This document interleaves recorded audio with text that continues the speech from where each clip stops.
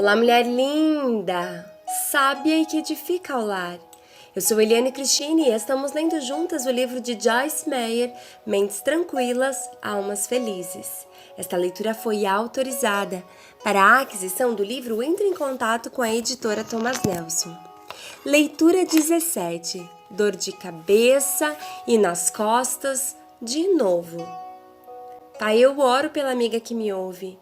Assim como está escrito no livro de 1 Pedro, no capítulo 3, versos 10 ao 11, que ela possa aprender a refrear e guardar a sua língua de todo o mal.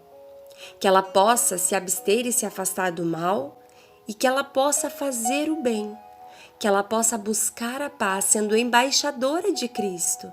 Que ela possa manter os seus relacionamentos saudáveis, de acordo com a instrução da tua palavra. Eu oro por mulheres em nome de Jesus. Amém. Número 1. Guarde sua língua do mal.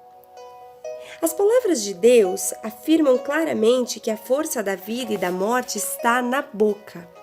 Podemos trazer a bênção ou a miséria para a nossa vida com as palavras. Disse em Provérbios capítulo 12, versos 18, há palavras que ferem como espada, mas a língua dos sábios traz a cura. Quando falamos rispidamente, muitas vezes começamos uma discussão. Então escolha cautelosamente suas palavras. Tenha sua boca repleta da palavra de Deus e não de suas próprias palavras. Sua saúde irá melhorar. Número 2. Afaste-se do mal. Temos que agir para nos afastar da maldade ou nos retirar de um ambiente maligno.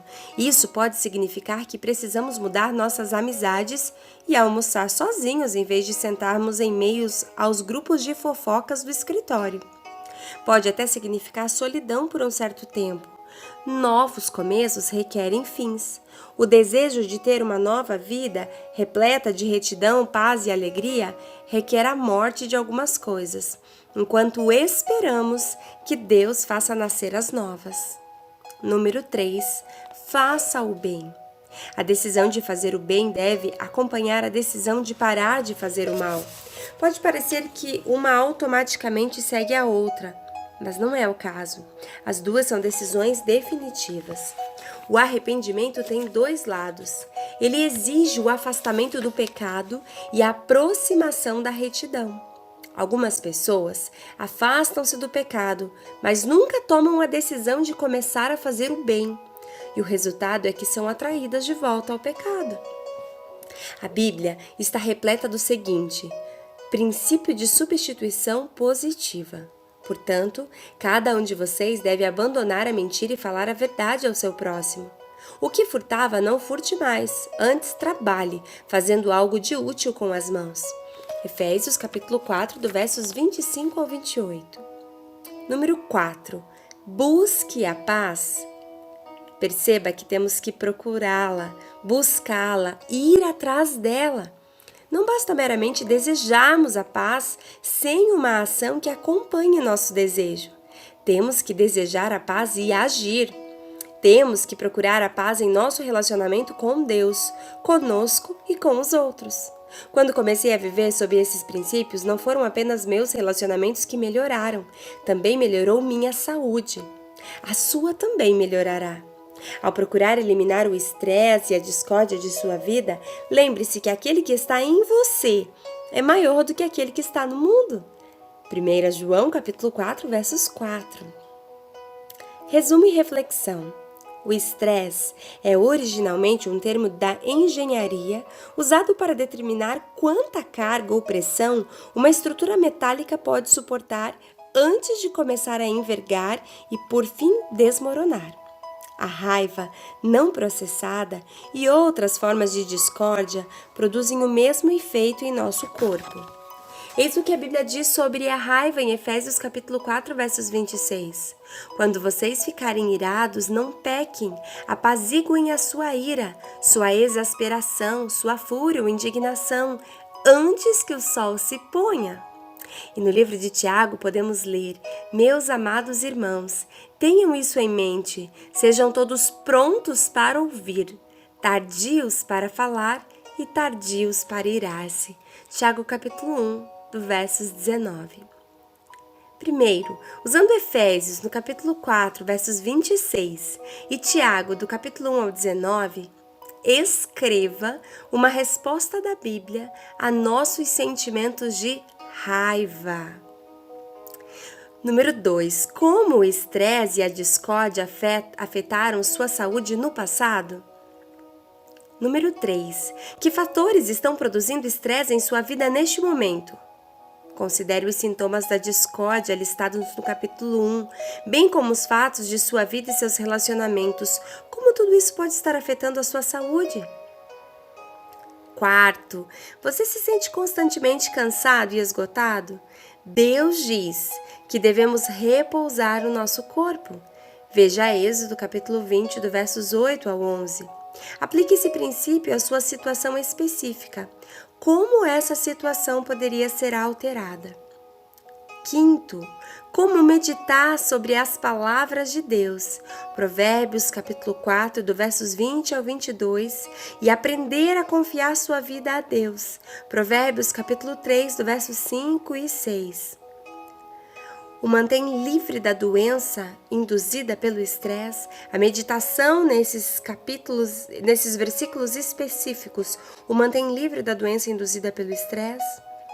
De acordo com Provérbios, capítulo 17, versos 22, a felicidade e a saúde estão diretamente ligadas. 1 de Pedro, capítulo 3, do versos 10 ao 11, nos dá a chave para apreciar a vida. Aplique cada uma dessas chaves à sua situação. Como é que elas poderiam reduzir o seu nível de estresse? Guarde sua língua do mal. Afaste-se do mal. Faça o bem. Busque a paz. Oração da Joyce. Querido Pai Celestial, dá-me a graça de que preciso para viver em um mundo repleto de estresse. Ajuda-me a pronunciar palavras que produzam paz em minha própria mente e corpo e na vida dos outros. Ajuda-me para que o sol nunca se ponha sobre a minha raiva e para que eu consiga o repouso de que meu corpo necessita. A Ti entrego os meus pensamentos, palavras, atitudes e saúde. Amém. Uau! Glória a Deus! Sabe, nós todos os dias precisamos fazer escolhas. E essas escolhas, se pautadas na palavra de Deus, vão produzir saúde ao nosso corpo. Sim, nós vivemos num mundo totalmente estressado e estressante.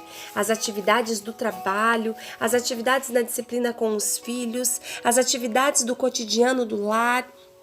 Tudo em que estamos inseridos pode gerar ou não estresse, depende do nosso ponto de vista, depende como nós olhamos a situação, se o copo está meio cheio ou se ele está totalmente cheio e transbordando. Nós precisamos entender que as escolhas que fazemos são nossa responsabilidade. Sabe, Deus, Ele faz a parte dele, obviamente. Há coisas que são responsabilidade de Deus no tangente a milagres, ao sobrenatural. Mas aquilo que é natural é nossa responsabilidade em fazê-lo. Por exemplo, eu devo escolher alimentos saudáveis para ingerir ao meu corpo. E isso é uma cultura e uma mudança de hábito em nossa sociedade atual, onde temos tanto fast food. E eu não estou aqui falando mal do fast food. De repente, eventualmente, é possível se permitir. Mas com que frequência você se permite uma alimentação desregrada? Eu sei bem do que eu estou falando. Eu vivi isso e eu mudei a minha mentalidade. E eu tenho mudado os meus hábitos há alguns meses em relação ao tema de alimentação, por exemplo. Mas vai muito além de só se alimentar. Vai muito além. Nós precisamos fazer escolhas saudáveis. Por exemplo, ao invés de entrar em uma discussão, ao invés de querer ter razão, escolha ter paz. Escolha as palavras em que você vai proferir. Escolha, como diz ali a palavra em 1 Pedro no capítulo 3, versos 10, guarde a sua língua. A mulher, principalmente, precisa adquirir essa habilidade porque nós gostamos de falar mais. Adquira essa habilidade, esse dom da parte de Deus de guardar a sua língua. Se afaste de toda a espécie de mal. Faça o bem, pratique, porque como eu dizia, Há situações das quais Deus ele não vai fazer por você. É o teu papel.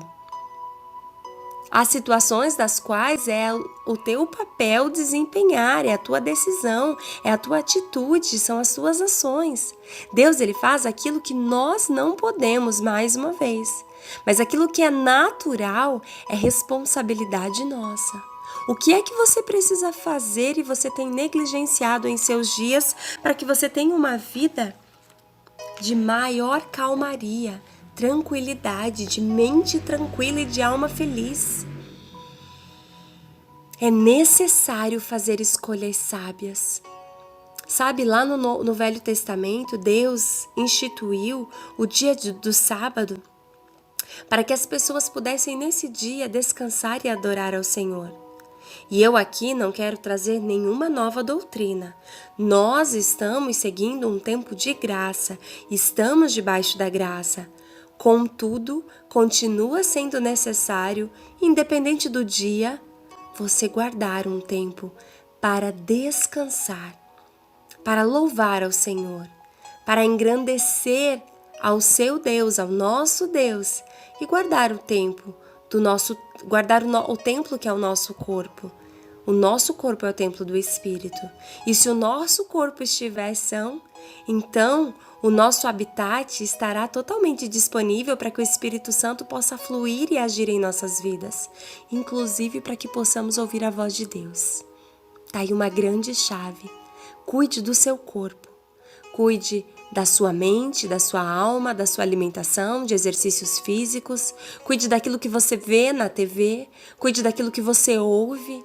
Cuide daquilo em que você se envolve, porque isso é manter a mente e o corpo sadio, para que você seja um templo repleto da presença de Deus. Um grande beijo, Deus te abençoe e até a nossa próxima leitura.